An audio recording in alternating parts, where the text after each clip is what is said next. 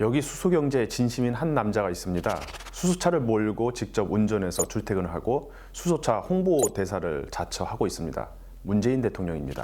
문 대통령은 11월 11일 에너지의 미래 세션 기조연설에서 수소경제 생태계 구축을 위한 영내 협력을 거듭 강조했습니다. 문재인 정부의 에너지 전환 정책의 핵심은 수소경제라고 해도 과언이 아닙니다. 다행히 많은 전문가들이 수소경제를 희망적으로 바라보고 있습니다. 맥킨지는 2050년에 수소경제의 규모를 2조 5천억 원으로 추산하고 있는데요.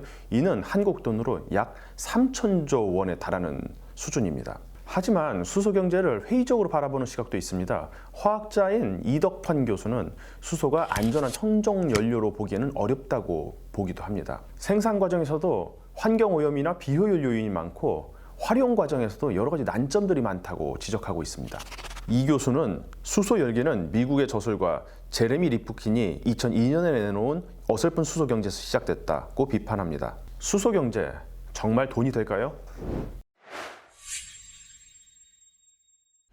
수소의 경제성을 따져 들어가다 보면 회의감이 드는 것도 사실입니다. 수소의 생산, 저장, 운반, 활용 이 단계에서 배보다 배꼽이 큰 사례가 많기 때문입니다. 한무경 국민의위원은 이번 국정감사에서 수소가 액화 운송 비용 측면에서 액화 천연가스보다 더 비효율적이라고 지적했습니다. 정부의 탄소 중립 시나리오에 따라 수소를 수입하면 액화 운송 비용에만 자그마치 66조 원이 들어간다고 합니다. 왜 이렇게 돈이 많이 들까요? 그 이유는 수소가 다루기 까다로운 물질이기 때문입니다. 수소는 상온에서 기체로 존재합니다. 그래서 압축해서 특수 용기에 저장해야 하죠. 고압력 기체 수소를 저장하려면 그에 걸맞은 내구성과 수명을 지닌 특수 소재를 사용해야 하는데요. 그만큼 돈이 더 많이 들 수밖에 없는 것이죠. 그런데 대용량으로 장거리를 운반하는 경우에는 그보다 일이 더 까다롭습니다. 수소의 부피를 훨씬 더 줄여야 하기 때문에 수소를 액화시켜야 하기 때문이죠. 수소는 섭씨 영하 253도에서 액화됩니다. 천연가스의 액화 온도는 영하 160.5도. 수소는 천연가스보다 100도가량 더 낮은 온도를 유지해야 하므로 더 많은 에너지, 더 큰 비용이 들어갑니다. 그러면 수소 생산에서는 어떨까요? 수소의 경제성을 주장하는 쪽에서는 수소가 태양에너지나 풍력보다 우월하다고 주장하곤 합니다. 태양에너지나 풍력은 시간에 따른 전력 수급이 불안정한데 수소는 그렇지 않다는 것이죠. 게다가 설치에 필요한 면적이 태양광은 1만 제곱미터, 풍력은 2만 제곱미터인데 반해 수소는 250제곱미터입니다. 그런데 이런 논리가 과연 맞을까요? 태양에너지나 풍력은 자연에서 발생한 1차 에너지원인데 비해 수소는 1차 에너지원에서 모종의 과정을 거쳐 만든 2차 에너지입니다. 그린 수소, 그러니까 탄소 배출이 없는 수소를 만들려면 결국에는 태양에너지나 풍력에서 수소를 만들어야 하는 아이러니가 있는 것이죠. 그래서 태양에너지나 풍력과 비교해 수소에너지의 우월성을 주장하는 것은 다소 어처구니 없는 논리일 수도 있습니다. 현재 그린 수소의 생산 단가는 화석 연료에서 추출하는 부생 수소나 계질 수소와 비교해 적게는 2배, 많게는 5배가 들어간다고 합니다.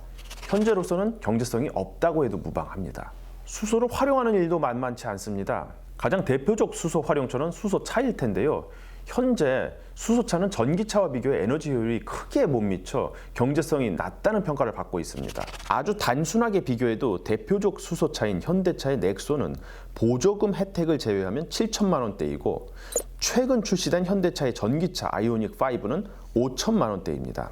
지금까지 몇 가지 사례만 들어봤지만 수소 경제가 궤도에 오르기 위해서는 경제성 측면에서 극복할 게 한두 가지가 아닙니다. 회의론이나 비관론이 나오는 것이 어쩌면 무리는 아닙니다. 문재인 대통령은 약 3년 전 2019년 1월에 이렇게 말했습니다. 수소 경제가 태동하기 시작한 지금 세계 시장 선점이 중요하다. 벌써 많은 나라가 선두를 차지하기 위해 경쟁하고 있다. 수소 경제는 국가 에너지 시스템을 근본적으로 바꾸면서 신산업과 일자리 등 새 성장 동력을 마련할 수 있는 절호의 기회다. 당장 성과가 가시화하지 않더라도 미래를 바라보고 시장을 선점하려는 그런 의지가 엿보입니다. 정의선 현대차그룹 회장은 이렇게 말합니다. 현대차그룹이 수소에 투자하는 것은 수익을 창출한다는 생각보다는 가능한 기술적 수단들을 모두 활용해 미래를 지키려는 차원이다. 수소는 사업 난도가 높고 단기간 내 수익으로 이어지지 않는 측면도 있다. 하지만 지구적 기후변화 해법을 찾는 것은 우리 세대의 의무다. 지금 단계에서 수소 경제의 경제성을 확보할 방안은 없다는 의미로도 해석됩니다. 그런데 정 회장이 국제기구나 NGO의 사람이 아니라 국내 2위 대기업 집단의 수장이라는 점에 주목할 필요가 있습니다. 요즘 ESG 경영이 대세라고는 하지만 결국 돈이 되는 것을 쫓는 것이 기업인의 생리입니다. 심지어 석유 기업에서도 수소에 관심을 갖고 있습니다. 사우디아라비아의 석유 기업 아람코의 아흐마드 알 코웨이터 최고 기술 책임자는 6월 인터뷰에서 수소는 이제 현실이라며 수소 기술이 성숙해져 상업적 이용 가능성을 보여주고 있는데 이게 수소 시장의 변곡점이 될 것이다 라고 말했습니다. 이런 배경에는 세계 에너지 산업의 중심이 친환경 쪽으로 옮겨가고 있는 현실이 깔려 있습니다. RE100 캠페인이라는 게 있습니다. 2021년 1월 기준 글로벌 기업 285개가 참여했는데요. 2050년까지 탄소 에너지 사용을 제로로 하고 필요한 전력의 100%를 태양광이나 풍력 등 친환경 에너지로 바꾸겠다는 약속입니다. 예컨대 참여 기업 가운데 하나인 애플은 2020년 7월 자체 제품뿐 아니라 글로벌 공급망 전체에서 탄소 배출을 제로로 만들겠다고 선언했습니다. 당장 애플에 메모리 반도체를 공급하고 있는 SK 하이닉스 발등에 불이 떨어진 거죠. SK 하이닉스는 애플과 협력업체 청정 에너지 프로그램 협약을 맺고 애플에 공급하는 모든 부품을 친환경 방식으로 생산하기로 했습니다. LG화학 같은 배터리 업체들도 예외가 아닙니다. 주요 글로벌 완성차 업체들이 RE100에 참여하고 있거든요. 탄소를 배출하지 않는 방식으로 배터리를 생산해야 하는 과제가 시급해졌습니다. 그런데 친환경 에너지 가운데 생산, 운송, 저장 측면에서 그러면 안정성과 활용성이 가장 높게 평가되는 게 수소 에너지입니다. 수소 경제가 주목을 받는 것도 이 때문이죠. 주요국 정부와 기업들이 친환경을 중심으로 재편되고 있는 산업구조 위에서 경쟁 우위를 차지하려면 수소 경제는 어쩔 수 없는 선택이라는 것입니다. 물론 지금껏 탄소를 잔뜩 배출해왔던 선진국들이 이제 와서 개발도상국 등 후발 주자들과 격차를 벌리기 위해 친환경을 들먹인다는 비판은 진작에 나왔습니다. 그렇다고 우리 기업들이 넉넉히 비판만 하고 있을 수는 없습니다. 산업 재편이 이루어진다면 빨리 거기에 편승하는 것이 답일 수 있습니다. 사실 당장 경제성이 없더라도 막대한 투자와 정책적 지원에 힘입어 경제성 문제를 극복한 사례가 많이 있습니다. 천연가스도 그랬죠. 천연가스는 화석연료이긴 하지만 석유나 석탄보다는 친환경적이라는 평가를 받고 있습니다. 처음에는 천연가스의 발전 단가도 높았고 대규모 인프라를 투자해야 했기 때문에 부담이 컸을 것입니다. 그런데 어느덧 인프라도 확충되고 관련 생산 비용도 많이 줄어들었거든요.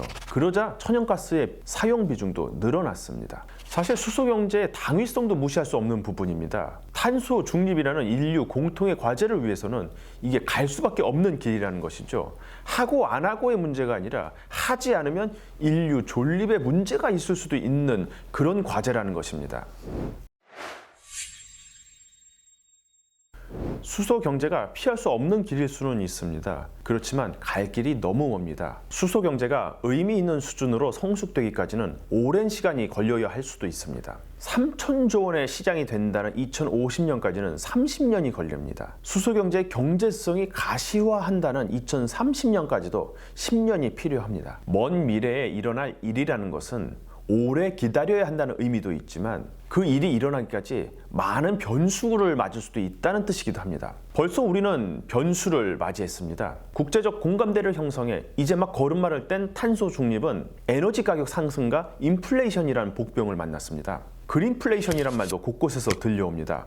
친환경 정책으로 원자재 가격이 급등해 인플레이션을 유발하는 현상을 뜻합니다. 모든 일에는 성장통이 있게 마련이지만 그 고통이 너무 커서 다시 탄소 중심으로 되돌아가려는 반작용이 발생할 가능성도 배제할 수 없습니다. 수소 경제가 각국의 정책적 지원에 의존하는 측면이 큰 만큼 정치 리스크를 맞을 수도 있습니다. 2016년 미국 대통령 선거에서 트럼프 대통령이 당선되며 세계를 깜짝 놀라게 한 적이 있습니다. 트럼프 대통령은 파리 기후협약을 철회하고 신재생 에너지로 가려던 미국의 에너지 정책의 중심을 다시 탄소 중심으로 되돌려놨습니다. 최근 민주당 강세 지역인 버지니아에서 친트럼프 성향의 공화당 주지사 후보인 글렌 영킨이 민주당 후보를 꺾는 이변을 연출하기도 했습니다. 트럼프 전 대통령이 2024년 미국 대선에 다시 도전할 것이란 말도 들립니다. 이처럼 수소 경제는 불확실한 미래를 향해 나아가고 있습니다. 화석 연료를 수소가 대체하는 수소의 시대 언제쯤 올까요? 오늘 이야기는 여기까지입니다. 앞으로도 수소 경제와 관련해 수소의 생태계, 뜨는 기업들, 수소 동맹 이런 것들과 관련한 이야기들을 계속 해보도록 하겠습니다. 시청해 주셔서 감사합니다.